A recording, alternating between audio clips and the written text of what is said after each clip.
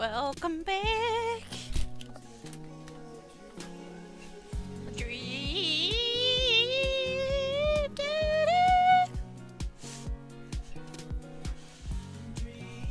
This is some music that you can twerk to. Oh, shit.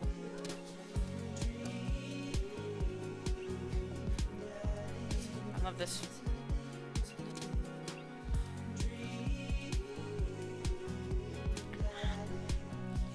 Always carry a pocket knife. I love gas station egg sandwiches. Just kidding, I don't. That's a joke, don't listen to me. Did it freeze? Okay. I was like, WTF, mate. Sorry, I'm fixing this. Okay, so last time, what did we do last time? We met Amanda's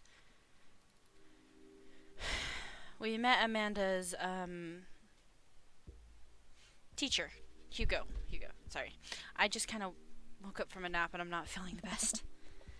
Morning, sleepyhead. 5 more minutes.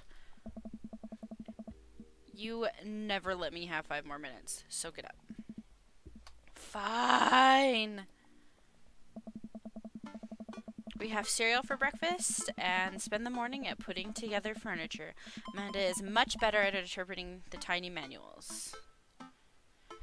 We were able to put together a few shelves and 1 desk, but I'm pretty sure it was supposed to be a bookcase. You excited for the cookout today? If there's food, I'm excited. I'm all over those terrible store-bought sugar cookies. I love those sugar cookies. Yeah, those are bad. Which means there are more for me. Do you want to meet some of the people in the neighborhood? Hold on, I can't see with my glasses. I'll probably end up standing uncomfortably in the corner with a plate of food and hope nobody talks to me. You know what? I thought we were playing Dream Daddy, but instead we were playing Spirit Animal Daddy.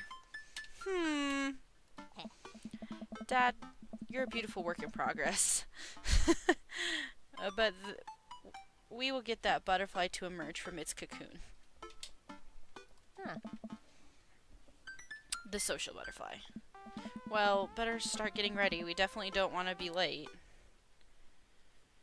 Alright. What? No.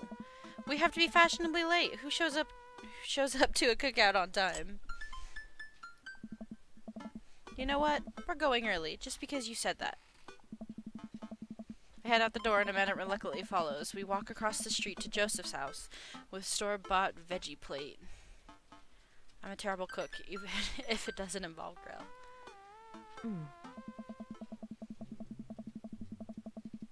Wait, I guess we're not as early as we thought. Joseph's backyard is already packed with people and the smell of hot dogs wafts through the air. Small children run through a sprinkler and adults chat in small clusters. We set our veggie plate down on the table next to the other 2 veggie plates. Hey, there's Joseph. I wave to get his attention. The moment he sees us, he jogs over, arms open wide. Welcome. I'm so glad you 2 are here. And you brought veggies. Let me introduce you to my family. Kids, come on over here. This is Chris, my eldest. Hi. Oh. This is Christian and Christy. They're twins. What? They look like the 2 from The Shining, if one was a boy. Why are they all wearing pink and blue? They stare creepily and say nothing. Oh. And of course, there's our youngest, Krish. Wait, where's Krish? Maybe Mary put him in his crib. Oh. Oh, and how could I forget my lovely wife, Mary? Why do they all look so much like him and not at all like her? Like, he has all the recessive genes. He has blue eyes, blonde hair, and she has the more dominant genes. That is some freaky shit. Hey. Joff pecks her on the cheek. She smiles. Oh, Mary, sweetheart. Did you put Krish to bed? Ah. I'll have to go look for him. Hmm. What? You'll have... Ooh, Joseph takes a moment to regain his composure. Mary, this is our new neighbor Oliver and his daughter Amanda. Hey. I'd shake your hand, but I have a glass of wine that I need to tend to. I love her. Nice to meet you, Mary. Charmed. Well, I have to go over there now. Haha, my wife has a wonderful sense of humor, but please, you two enjoy the barbecue. All these guys are really excited to meet you. What? Let me introduce you around. Oh. Have you met Matt yet? Oh. Oh. Hey, Matt. Come and meet our new neighbors. This is Oliver and Amanda. Oh, snap. Amanda and I both give him a wave. Hey, Hey, I'm Matt. Nice to meet you two.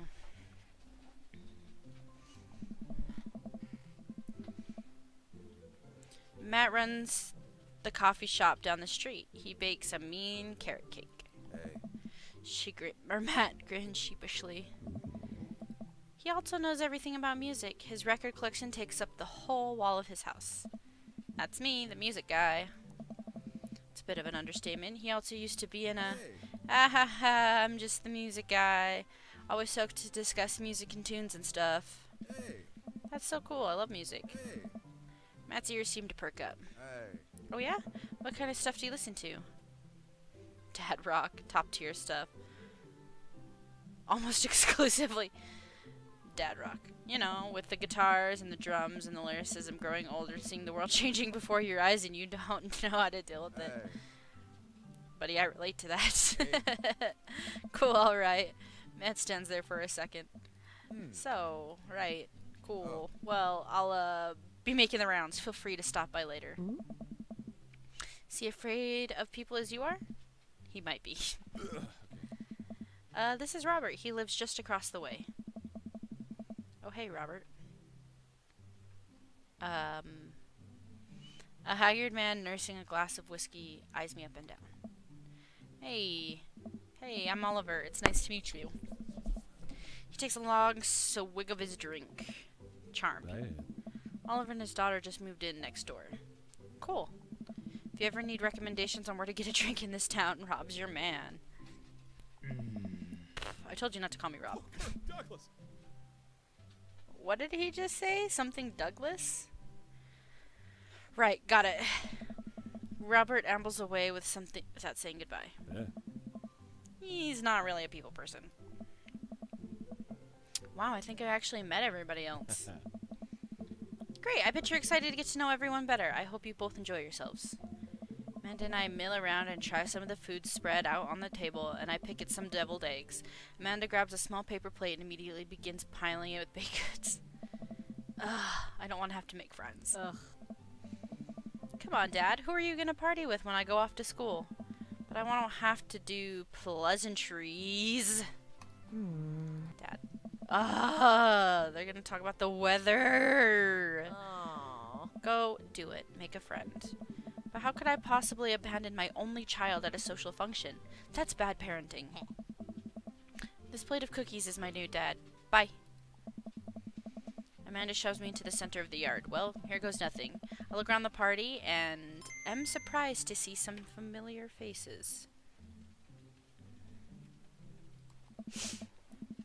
Oh, it's the coffee guy, or is he the music guy? What a cool guy, and mysterious. Didn't that guy throw a frisbee at my head? Isn't that guy who was throwing a fit in Dead Gotham Beyond? And isn't that Amanda's teacher? Hey, I know Craig. But wait a second, all these people live in our cul-de-sac? That can't be right. I better investigate.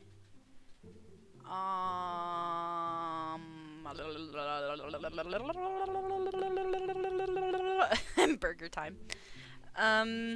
Well, naturally, I would go get a burger.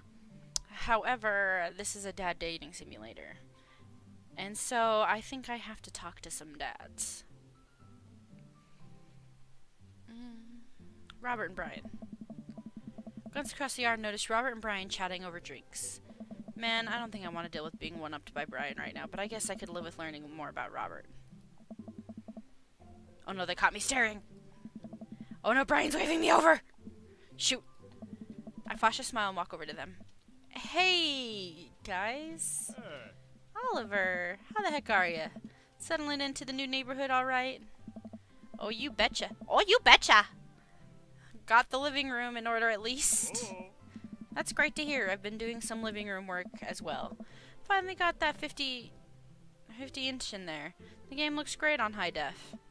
Oh boy. Oliver, have you met Robert yet? Yeah, we've met. Robert regards me over his whiskey. Good seeing you again. We've just been talking about my most recent camping trip. Spent a night out in the woods with Daisy and Maxwell. She's definitely an outdoors one. Even caught her first fish.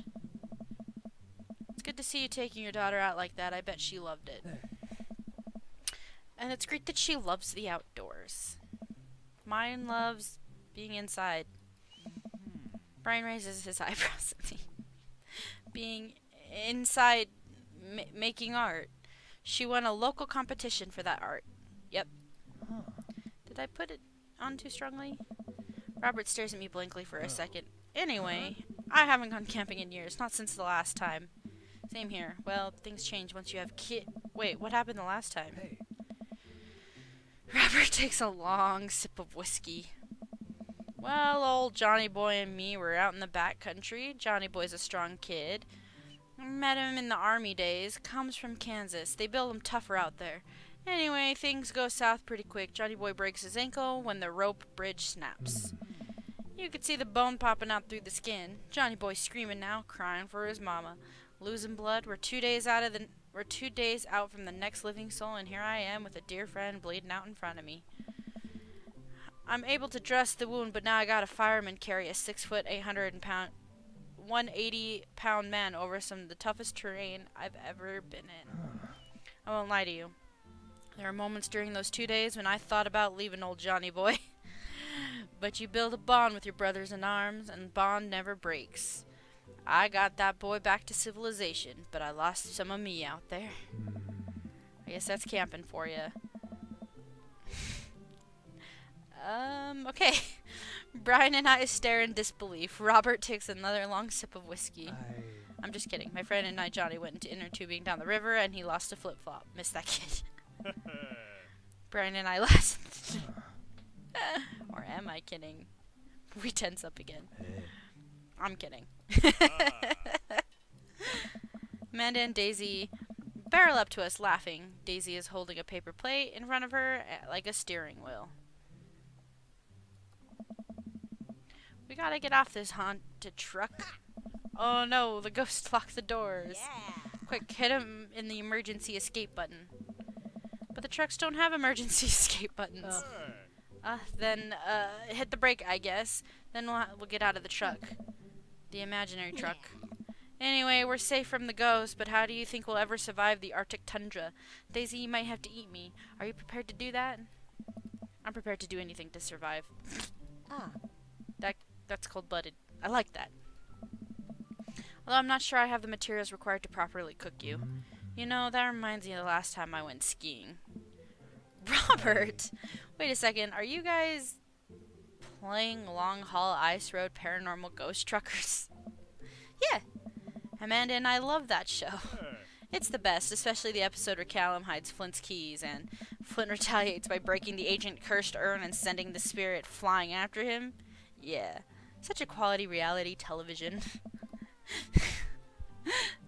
I don't watch a whole lot of television, but I do enjoy that show. That and more documentaries. Alright, Daisy and I found a couple of bugs. They're gonna make a great meal. Lots of protein. Gonna keep us from starving out here in the harsh, icy wasteland. But there's a whole table of food right over the... Daisy, it's a game. We're playing pretend. It's what kids do. Live a little. Amanda gives Daisy a handful of gummy worms as a snack table, and they eat them with mock disgust. Let's go find kindling for the fire. Yes. Okay. Not an actual fire. Because we're playing pretend? Yeah. Now you're getting it. Daisy and Amanda run off. What a cute couple of kids. Man, I've never seen her get along with anyone so quickly. I guess Amanda's just sort of had a way with kids. That's kind of amazing. Daisy doesn't really get along with kids her age. It's nice that he's not trying to one-up me this time. Maybe we can have a regular friendship after all. Really? Yeah, she just keeps to herself. Her teachers say that she spends every recess in the library. I think that other kids are intimidated by her intelligence. There it is. I wouldn't worry about it too much. Amanda was shy at Daisy's age too. She used to have the habit of crawling under tables and crying every time we took her to a restaurant. She bit people too. His laugh. Oh ho ho, kids, am I right? Gotta love 'em. You're required by law. I hear that. Well, since they're playing getting along so well, maybe we should try to put together a little play date for them. They do seem to be getting along really well, but the thought of continually hearing about all of Brian's accomplishments is rough. Yeah, that'd be nice. Well, I don't want to take up too much of your time. Go meet some of the other fellas. Alright. Oh, shit. Of course, like the most sculpted, hottest out of all of the dads here. Like the most physically fit to prime apex male example are all hanging out together. Matt and Hugo seem to be embroiled in an intense discussion. Craig looks odd, smiling politely. I walk over to say hello. I don't think it's fair to compare the two art movements like that.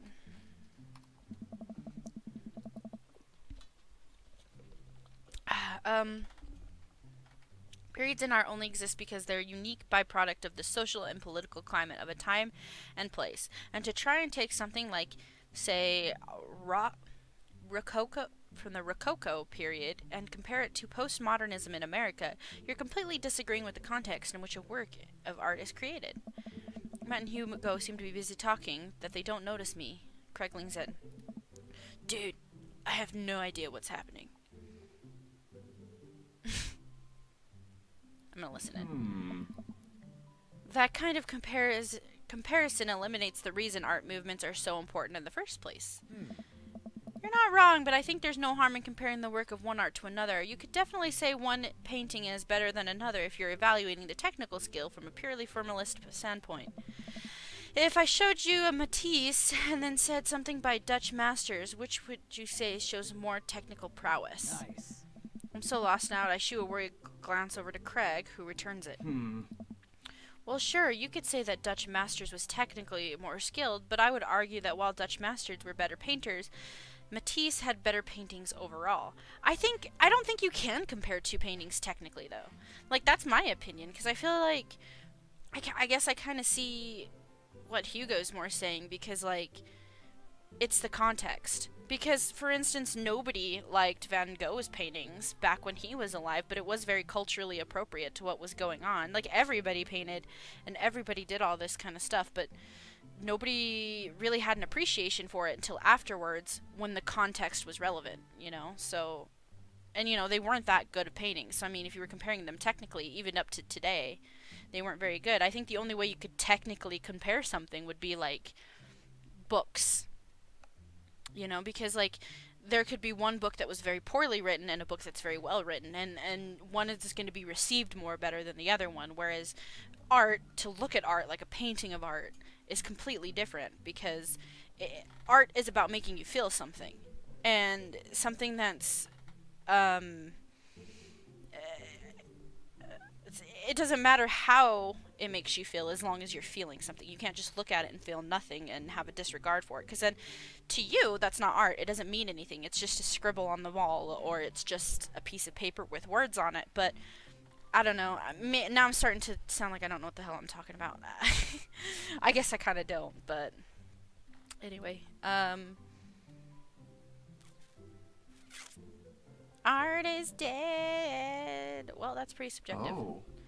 How do you mean? Well, that painting of the guy with the apple in front of his face is pretty nice. Matisse rocks. That's McGrath. Right, art, sorry. You're fine, dude. I think we were just talking about the importance of context when talking about artwork. And I think, yeah, that's the... when it comes to artwork, though.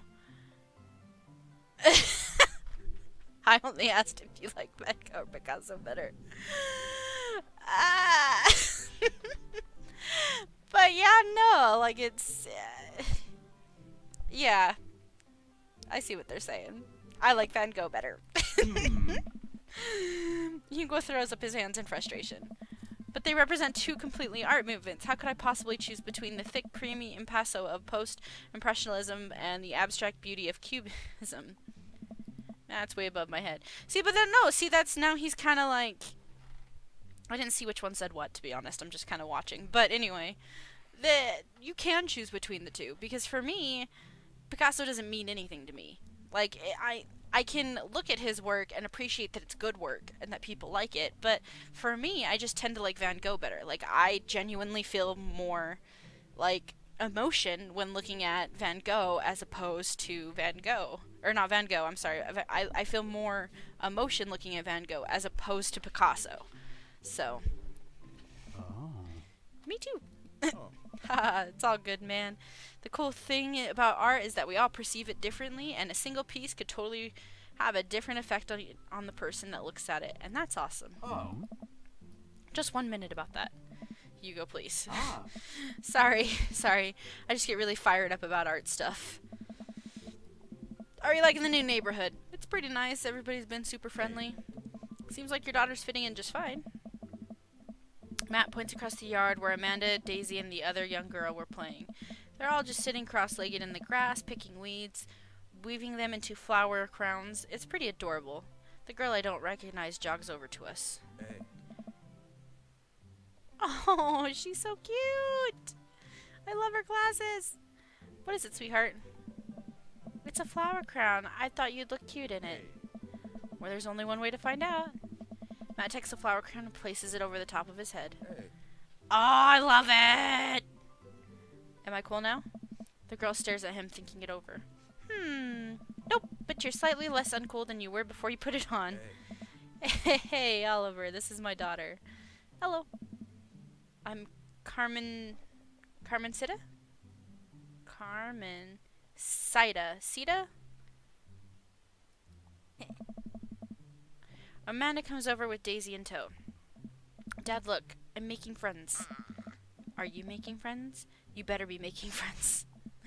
Yeah, actually, Amanda, you remember the cool barista from the copy shop and my old college friend and your teacher? Oh, hi, Mr. Big Eye. I didn't realize we were neighbors. Ah. Yep. You still gonna get me that overturned paper? Ha ha ha ha ha. Great seeing you. Amanda finger guns her way out of the conversation like a champ. She learned the finger guns move from me. Very proud. Oh. She's definitely a charmer. Speaking of which, where did my son go? What? Hugo looks around the party. He must finally spot him because his eyes go wide. Huh? Ernest Hemingway Vega, are you smoking? Ah. Ernest is holding a lit cigarette. Nope. I see Ernest across the way. He casually takes a long drag of his cigarette, then flicks it into the gutter. Unbelievable. Excuse me. Hugo marches over to Ernest, and I turn my attention to Matt and Craig. Kids, right? Oh. Man, I do not envy Hugo. Last time, at the last barbecue we had, Ernest tried to shove a sparkler down Joseph's pants. Nearly burned down half the yard. And the barbecue we had before that, he actually burned down half the yard. And then it spread into my lawn and burned down half of my yard, too. Oh, I didn't get to read it. Hey, everybody, sorry about that. Oliver, this is my son, Ernest. Hello.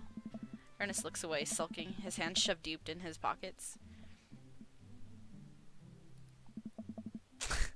Hugo nudges him impatiently. Hey. Nice to meet you, Ernest. What grade are you in? Doesn't matter. Ernest. Okay. I'm in the 8th grade. God, are you happy now? I'm sure you were just dying to know. Yeah, good for you. Can I go now? I'm tired of talking to old dudes who blame my generation for the failing economy. Ouch. Ernest! Oh yeah, because I'm totally embarrassing you. Ernest puts the earbuds in and storms to stand in the corner. Well, that was certainly something. He seems nice. Hugo puts his head in his hands and sighs. I'm so sorry he's having a really rough time. As much as I want to be a cool dad, I have to be the authoritarian dad, and he clearly resents me for it. I mean, I think as a dad and a teacher, that's about as authoritarian as you can get. Honestly, are any of us cool dads? Is it even possible to be a cool dad? What? I'm as cool as a cucumber. Hey. See that right there? You can't say that. My kids think I'm cool. But for how long, Craig? How long do we get to be the cool dads? Oh. I, don't know. Yeah, sounds great.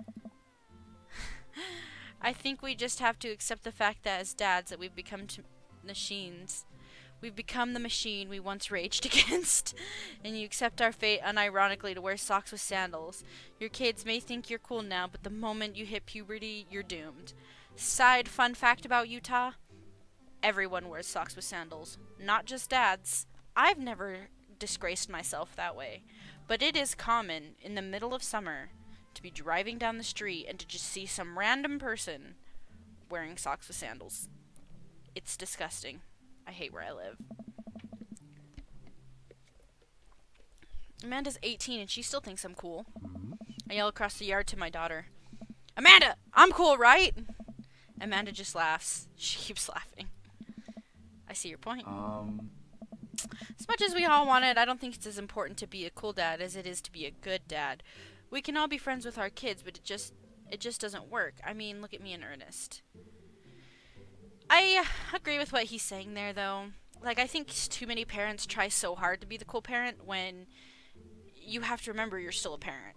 I mean, I know I don't have any kids, so I guess this is just speaking from a theoretical point of view, but I think that you can be friends with your kids, but there's going to come a time where they're going to have to hate you because you're going to have to tell them no for something that's their own good. And that's just the way the circle of life is, and you have to be willing to step up and be that harsh. And I don't think parents who want to be friends, I don't think they really realize that by giving them this direction and putting your foot down can help them respect you more because you're giving them a standard to live by and a standard to respect themselves by. So, but then it can go the opposite way. If you're too strict, your kids will definitely rebel against you, and if you don't take time out for their emotions and their sense of humor and things like that, it can definitely be very toxic and bad. But parenting from me. Our job as parents is to make sure our kids turn out okay. Yeah, you're right, but it's a nice way to have. It's nice to have it both ways. Hearing these guys talk about this makes me think of my relationship with Amanda. We get along so well, but there might be a time when it won't be like that. Is college when that happens? No, I feel like it would have already happened. I feel like after I turned, 18, my relationship with my parents changed drastically. Don't let us... I mean, not the day I turned 18, but you know what I mean. Don't let us eat up your time, Oliver. Go and meet some of the other people around the neighborhood. Oh, there's only 2 people left. I spot Joseph chatting with the guy from Dead Gotham Beyond by the grill. I wonder what they're talking about, and I walk over to them. Oh. Where do I even start? The house stays warmer in the winter, it provides an artistic contrast to the rest of the neighborhood, and it complements the crimson interior perfectly. I have no idea what he asked him. It's definitely an interesting choice. Oh. Thank you. I'm very proud of my abode. Oliver, I was just having a conversation with Damien here about his aesthetic design decisions. Damien regards me up and down with a warm but critical eye. How do you do? I do not believe I have had the pleasure. I think I saw you in Dead Gotham Beyond the other day. Damien's face turns bright red.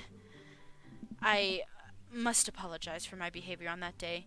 You see, I take the goth lifestyle very seriously, and you can be caught in a ruse, and to be caught in a ruse by such a corporation as Dead Gotham Beyond was profoundly frustrating indeed.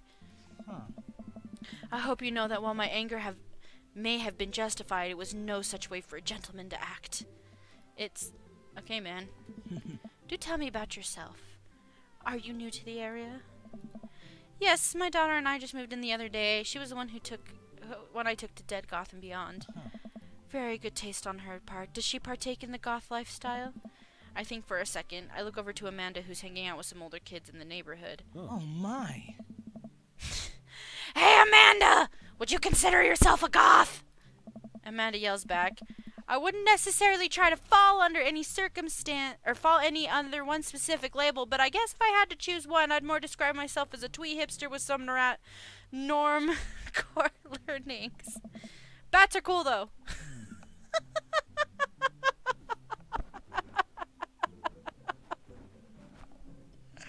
I want my daughter to so much be like Amanda.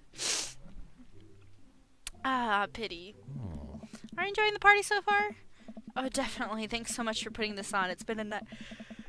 Oh, sorry. It's nice to be in the cul-de-sac where everyone is so friendly and welcoming.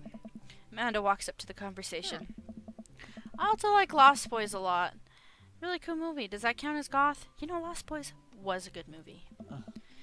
I thought it would, my dear. I don't believe we've had the pleasure of meeting. Damien Bloodmarch at your service. This guy is a literal anime character.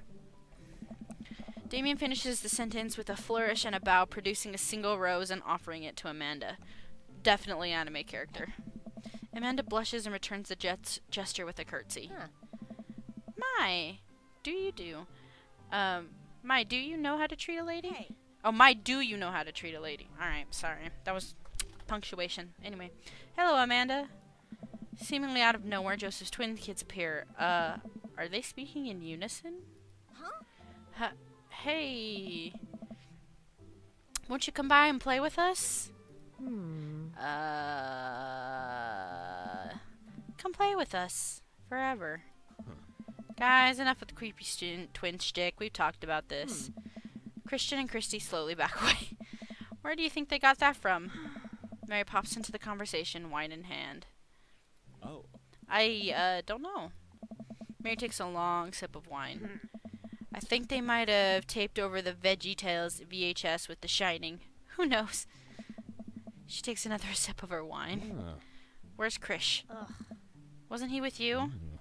You had him a moment ago. He's probably stuffing dirt in his mouth. He'll be alright. Toddlers are pretty resilient. Mary tips her glass to me. My first time to the rodeo. It's my fourth. I've squeezed 4 little... Sweetheart, would you do me a favor, please, and find Krish? That would be great. I'm sure he's fine. Oh. Mary. Okay, geez. Mary finishes her wine and wanders off. Hey, look, it's Gerard Way. Dad, can we go now? Ah, Lucian, have I introduced you to Oliver yet? Hey, it's that punk from Amanda's school. I remember you. Whatever. That's no way for a young man to speak to his elders. Be polite. Lucian bows. Whatever. Sir. Lucian bows again. Mr. Christiansen, may I have your veggie burger, sir? Coming right up. Are you a vegetarian? Yep. Make that 2 veggie burgers. Did you know that some people in the Victorian area were vegetarians? They describe the carnivorous type of people as blood lappers. Wouldn't you think he would like blood because he's all goth and shit? Dad, that's really interesting, Damien. Joseph turns to the grill and a hint of tattoo peeks out from underneath his sleeve. I can't believe I didn't notice before. It looks like the bottom of an anchor. Whoa, is that a tattoo? Yep, I wasn't always a youth pastor, you know. He's wearing short-sleeve shirts. How did you not see it before? Oh, wait. Did it? Okay, never mind. I was thinking, like, on his wrist. Mine's, like, on my forearm, so that's why I don't know, I forgot. You can have tattoos in other places, I guess. What? Lucian pulls back some rubber bracelets, revealing a lopsided 666 in black ink. Oh, right there. My buddy gave me a stick and poke tattoo last week. I think it's healing up pretty good. Lucian! We'll talk about this later. That's pretty cool. What's the significance of the tattoo? I don't know. Just thought it looked sick. Well, in my opinion, the only reason you need to get a tattoo is because you want one. Careful though, that number carries weight. Man, Joseph is a way cooler youth pastor than I thought. I just figured youth pastors popped out of the womb with a Bible and wondering what he did before preaching. Oh.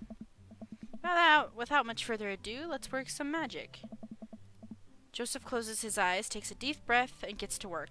With the greatest of ease, he patties the grill, flourishing as he flips the spatula in the air.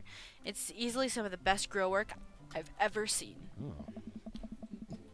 You think this is my first time in front of a grill? He's working faster now, effortlessly tossing the cheese patties and perfectly grilling onions on the side, one after another. The dad takes notice of the crowd, and dads take notice and crowd around Joseph to admire his masterful technique. Oh. You probably didn't know this, Oliver, but Joseph's known around here for his grillmanship. He's ungrillable. But I've tried to get on his level, but I just can't catch up. Let us keep studying. He has a rare quality about him. Mustard, we keep talking about this. Can't we just appreciate the artist? Literally all the dads are dad joking. I've never seen him make a mistake. Okay, we need to stop. This is getting too cheesy. Please stop. All the children at the party boo in glorious display of puns in unison. Alright guys, the food's ready. Please form an orderly barbecue. Amanda groans and we grab our food and hang out, enjoying the perfectly cooked cheeseburgers. Yeah. Man, it's so weird how all of us dads live in the same cul-de-sac. Kinda nice, isn't it? It feels like there's real community here. Totally helps when you're just a single dad trying to raise a kid. We're happy to have you here, man. I think you're gonna like this neighborhood a lot. Oh. Plus, Amanda seems to be getting along well with all the kids. If she decides to take into babysitting games, she'll really make a killing. Oh. Hey, don't you add us all on Dadbook? Is that a Facebook for dads? Dadbook? Yeah, it's a great social network for dads to keep in touch with each other. We're all on it, so if you ever need to reach out to anyone, that's the simplest way to do it. Sorry, I'm just an old-fashioned dad. Social media goes way over my head sometimes. Despite the fact that Oliver straight up looks like a hipster.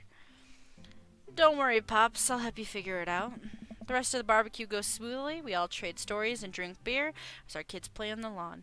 Amanda breaks up a fight between Carmencita and those weird twins. I think they wanted her soul. Nice. Welcome to the neighborhood. Amanda and I walk back to our plate as the sun sets over the neighborhood. Pretty fun party, don't you think?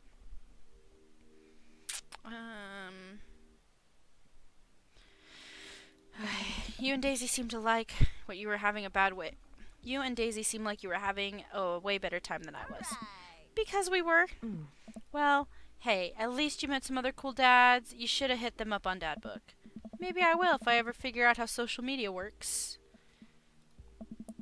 I have a good feeling about this place. Me too, Dad. And I think that's chapter 1 complete. I am gonna leave it here, and we'll pick up next time. So thanks for staying with me. Bye.